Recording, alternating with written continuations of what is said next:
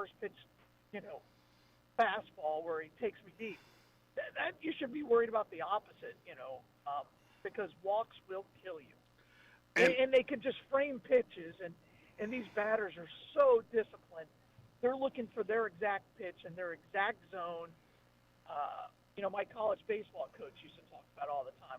When you got ahead of the count, look for your pitch in your spot. And if it's not in that spot, you don't have to swing. Well, that's the thing. I looked up this stat yesterday on first pitch balls to lead off the inning. Yeah. 39% of the time, that pitcher goes to 2-0. Absolutely. Now when you're 2-0, 39% of the time you're 2-0. Now you got a ball player sitting on dead red now at 2-0. Well, and think about that number. They're like, 39%. That's not good. That's Hall of Fame. That's Hall of Fame. You're in the air up there with Ty Cobb and Ted Williams. I mean, if you have a 390 batting average, look, you're considered one of the greats of all time. You'd much rather pitch to Ronald Acuna Jr. 0-1 than you would 2-0. Oh, you'd rather pitch to any pro baseball player. The 23rd guy on the roster that sits over there on the bench and may get into a pinch run every now and then. You don't want to. He loves 2-0 counts. Absolutely. And again, but that's been Garrett. Get back to your point. That's been Garrett Richards' problem all year, getting behind. And if we go back and we look at the Maddox, Glavine, the Smoltz, that era of Braves pitching, that's what they did so well. If you think about it, Maddox his first pitch could be one of four pitches in any location, and he could pinpoint it. And that part of baseball, I agree with you, is gone now. Now it's all about spin rate and velocity and how hard you can throw it by maintaining spin rate. And they've gone away from basic 0-1-1 versus 1-0.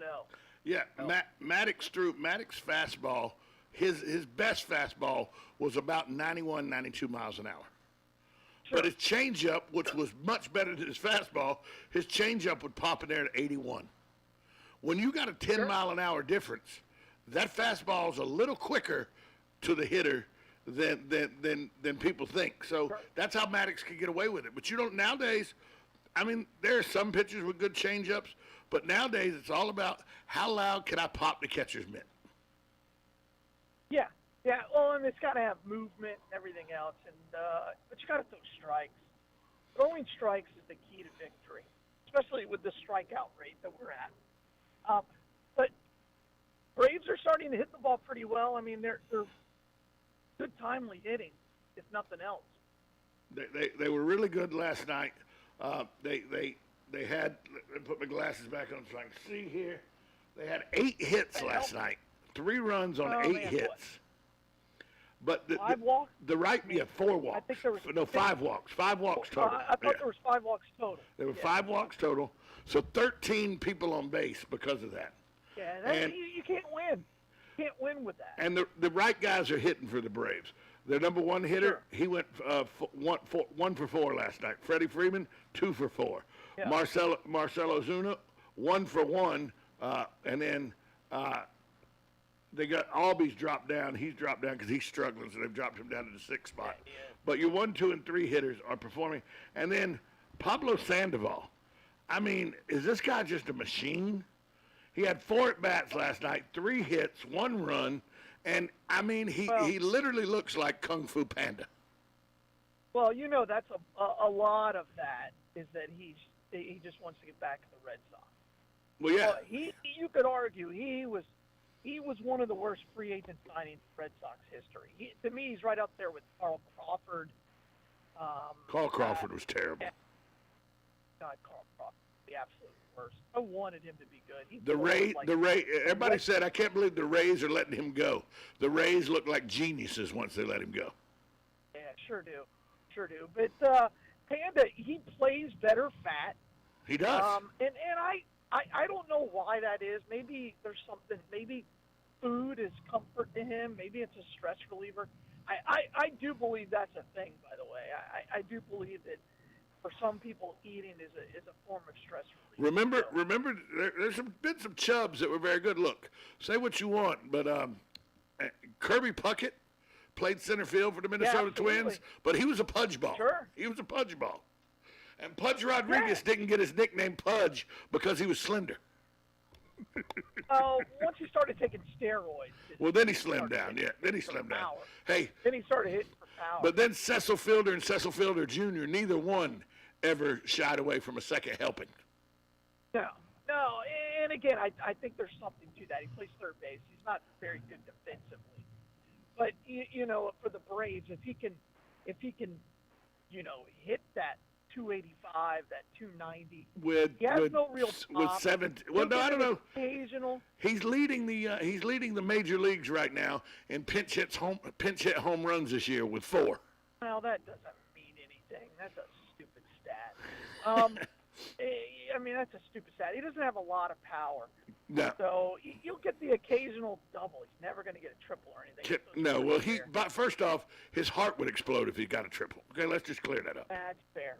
Hey, who was the best? Again, let's see how it shakes out. Who was the best pudgy guy to ever hit the baseball in the major leagues? In my estimation, you're gonna have to give me a minute to think about. Nah, it's easy. Tony Gwynn. Go ahead. Tony Gwynn. Oh, absolutely. Yeah, that's easy. That's easy. Yeah. You've been thinking about this all morning. Gwynn was a fat-bellied guy, but he hit like Ted Williams. Saw him play when I was living in San Diego. He was there. Wow, he was phenomenal. That's what he is. Professional hitter. Played pretty good in the field for what he did, but he was really a professional hitter. Hey, we're going to take a break. We'll be right back with Galen Unall from Life South, brought to you by the good folks at Penn Flooring and Palm Garden Health and Rehabilitation Center. Are you or your loved one being released from a hospital and wondering how you'll manage? Inform your physician that you want to go to Palm Garden of Ocala at 2700 Southwest 34th Street for your rehabilitation. Palm Garden provides pain management, post-discharge follow-up, diabetic care, psychosocial support, and so much more. Plus, they even offer outpatient rehab. This award-winning care facility has a team of licensed professionals dedicated to enhancing your independence. Call 352-854-6262 today. You're getting ready to move and you work hard. That's why you call Two Men in a Truck, 352-289-0666. You need pros. Trained professional moving experts to do the heavy lifting for you. That's why you call Two Men in a Truck, 352-289-0666. They care about your things as much as you do, and they do it fast and right. That's why you call Two Men in a Truck, 352-289-0666. Visit twomeninatruck.com and get moving. Two Men in a Truck. Hi, this is JP from Penn Flooring here in Ocala. I would like to invite you to come in and visit our spacious showroom where we have solutions for every style and budget. From wall-to-wall carpet to hardwood floors and tiles, we have an unsurpassed selection of flooring. At Penn Flooring, we've provided quality customer service with a family touch for over 25 years. Visit our website at pennflooring.com or come by our showroom, 1201 Southwest 17th Street, just over the bridge. Penn Flooring, quality customer service with a family touch. Now you did it. Are you completely insane? He's back. He, who must not be named. The man, the myth. The only guy in Ocala to eat his own weight in fried pickles. Twice. Now, you asked for it. Sorta. Live and in person. It's Tom Schmitz. Welcome back to Ocala Talks on a Wednesday. That's right, it's Hump Day.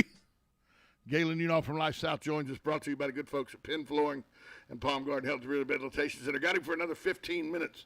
Got a lot of interviews today, Galen. You missed a day yesterday, and they start cutting your time. Do you see how that works? Yeah, that's pretty true. Yeah. So arguably at one time, the greatest balls and strikes and out caller in Major League history. Not so much anymore. Country Joe West umpired his 5,376 game last night, setting the Major League record that had been held since 1941. And you ready for this? When he walked out on the field and they announced him, he was booed. That's right. Well, we lost Galen, Galen will give us a call back. But, yeah, Joe West booed as he set the record for 5,376. Galen Unall said Joe West umpired his 5,376 game last night, and as he walked out on the field, he had been visited in the locker room by Peter Uberoth and Rob Manfred, both general managers for the White Sox, and the Cardinals visited Joe West in the locker room. He walks out on the field. They announce him as the umpire. He's behind the plate. They announce his record, and the boos rained down. There was no cheering. The whole place booed him. Well, he's an umpire. I don't know really what he expected. And by the way, Joe West turns around with a big smile on his face, tips his hat to the crowd that's booing him. Of course he does. That's what he does. Well, it's Joe West. I mean, nobody loves Joe West more than Joe West. I mean, he's a country singer. He is the modern-day official. When you think about it, he is not afraid to become the moment in any game. You know, they always want the officials as a player, right? As a player. If you don't know the officials are there, that's a good official. Correct. You want them to be the window dressing, if nothing else. Most. Joe West has always been the centerpiece. Always. Of any room, and he loves that. But as you said, at one point, he was the best umpire in baseball. If there was a big series, World Series, if there was a big league championship game, he was calling it. You know, he called when you look at some of the great rivalries as they were going on.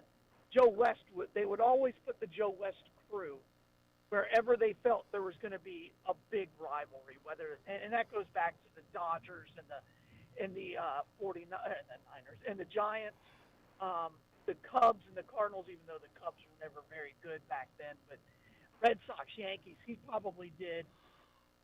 You know, and maybe 500, maybe 700 Red Sox Yankee games. Yeah, any place they thought the crowds would rain. Any place they thought it was going to get crazy, Joe West. Absolutely. Yeah, and he was great at managing that, but it was always about Joe. He was always demonstrative. You know, he would get in a manager's face.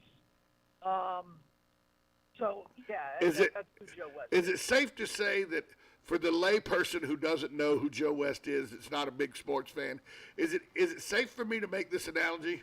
Just think of Joe West as Leslie Nielsen's character in The Naked Gun that's umpiring the Angels game. Yeah. Well, I think that's... is that a fair analogy? Yeah, it's a parody of Joe West. Right. In a lot of ways. And by the way, Joe West was in that movie. He was in that movie also. Sure was. He sure was. Hey, and what's great is Joe West would strike out, and you wouldn't even you could be mad at yourself and drop an expletive. And get thrown out. Joe West would take his mask off and then start screaming at you. Right. Oh yeah. He yelled at catchers and pitchers and it wasn't under his breath. Like there's a lot of communication. I don't know how much the fans know this. A lot of talking between the catcher, the batter, and the umpire. 100%. Throughout an at bat. There's a lot of times where the batter will go, it'll be they'll swing at a pitch and they'll say, "Hey, was that a strike?" Right? And it's a professionalism. Joe West, if you do that, he would take his mask off and chirp at you. Right, and you would see catchers. There's an unwritten rule that if a foul ball goes off an umpire, the catcher goes out and talks to the pitcher. Sure. Joe West, here and recently, Joe West takes a foul ball off his shoulder, catcher gets right back in his crouch. Absolutely. But it goes deeper than that. So sometimes you'll see the umpire just get out, maybe the count is 1-1, get out and clean the plate, right? Or go over and ask for more balls. And at the whole time, he's talking to the batter. Whole time. Saying, all right, whole time, hey, that's enough. It could be, hey, that's enough, or hey, I missed that one. And I've been in many situations where the ump goes, yeah, I missed that one. Oh yeah. And as a player, as a coach, you appreciate that. Joe West never missed a call in his life. Never missed a call in his life. Never. I give an analogy. The only umpiring I ever did is I umpired City League rec ball for, 10 and 11-year-olds, 12 and 13-year-olds, and 13 and 14-year-olds. Your best friend relationship over it. So I'm behind the plate, and Les Williamson, who was 14 at the time, and I ended up later in life, because I was 22 at the time, later in life we played on the same softball field team together, great guy, but he was a catcher, and a very good catcher, played all the way through college at Middle Georgia College and everything, very good catcher, and he would sit there, and if he didn't like my strike zone, he was 14 years old, he would say things out of his mouth that 14-year-olds should not say. But he would say it with his mask on, in his crouch, facing the pitcher. So there was no way, if I throw this kid out of the game, everybody in the stands are going to think, this guy, this umpire just picking on this kid. Kid never turned around, he never showed him up, he never said anything, and he was giving me the business the whole game if he didn't like my strike zone. And that happens every day in the major leagues. And that's okay. Well, a lot of those, they know they know each other incredibly well. They stay in the same hotel. But I don't think I think there's a lot of professionalism there too, though. I don't think they're always giving them the business. I think you're just terrible. No. Well, I was a terrible official. I'll be honest with you. Okay. Well, there you go. My buddy, and you earned it. Yeah, my buddy Todd Green, who played with the California Angels, he went to Georgia Southern. He one time was catching for the California Angels, and he said that he was given some, I forget the umpire he was giving the business, but what he was saying to him in the crouch, not turning around, is like, where was the strike zone the last time that I called a game? You weren't calling the game this good last time. Last time you really sucked. This time you're pretty good. He's telling the umpire that. Umpire throws him out of the game, throws him out. The umpire, Socia comes out, what's going on? He tells Socia, he goes, the guy was criticizing me over my strike zone last game. I'm not putting up with that. And again, I think there has to be mutual respect. But again, Joe West, is a different cat, and he got away with that for so long because he was so good. Now he's just riding on his reputation, and, and I fully expect him to retire this year. Isn't that because he was so good at the peak of his career? And by the way, when you divide how many games he's umpired by 162 regular season games, not even counting playoffs, 162, that means he's umpired a little over 33 seasons behind, as an umpire. I think he's like one of the top, if you look at people who have participated in Major League Baseball games, he's like in the top 5 now. Yeah. There's a couple of managers that have done more, but not many. And it's pretty incredible. But, they'll give him a World Series where they won't put him behind the plate in the World Series. Well, they'll give him a World Series this year where he's down one of the foul lines or something. And it'll be a close ball, and Joe West will milk that moment for all of it. I tell you, one of the great interviews, Skipper Cox, Bobby Cox, after he retired, they asked him, Bobby, when you come they were talking about how he'd been thrown out of more baseball games than any manager in the history of sport, in the history of major leagues. He goes, yeah, but 2 things that you knew when I come out of the dugout. 1, I was right, or I wasn't coming out of the dugout, because with my knees, it wasn't worth coming out of the dugout if you were wrong. And he said, 2, I knew I was going to get thrown out. And then he goes, oh, wait a minute, let me say 2A. And Joe West never admitted that I was right. That's right. Well, yeah, again, it's Joe West. And, let's see. He hasn't ruined the game within the last 3 weeks, but, give him, he's got this week to go, But, the thing you see now when you look at and you can go look at MajorLeagueBaseball.com and you can see the umpires and what their schedules are now, you're not seeing him getting the big games anymore. He's and he shouldn't be, by the way. He gets a lot of Arizona Diamondbacks, and he can also pick the cities he wants to go to. Yeah, too. yeah, so, he can. He's not up in. He's not going to be. He goes to a lot of domes. I've noticed. Yeah, he's not going to be in Detroit in April when it's 37 degrees. No. He's not at Wrigley Field in October. Galen, speaking of where things are during the day, where's the Bloodmobile today? Hey, Bloodmobile, today we're down at the Summerfield Walmart and also the Walmart in Leesburg, and I'll have more information about that in the coming weeks. But, yeah, get out there, give us a gift of life, donate blood. We are in emergency need of all blood types, so see us at 1607 Southeast Silver Springs Boulevard. All right, pal. Talk to you tomorrow. Right there. Talk to you tomorrow. All right, be good. Bye, all. Galen, you know. We'll be right back after this timeout.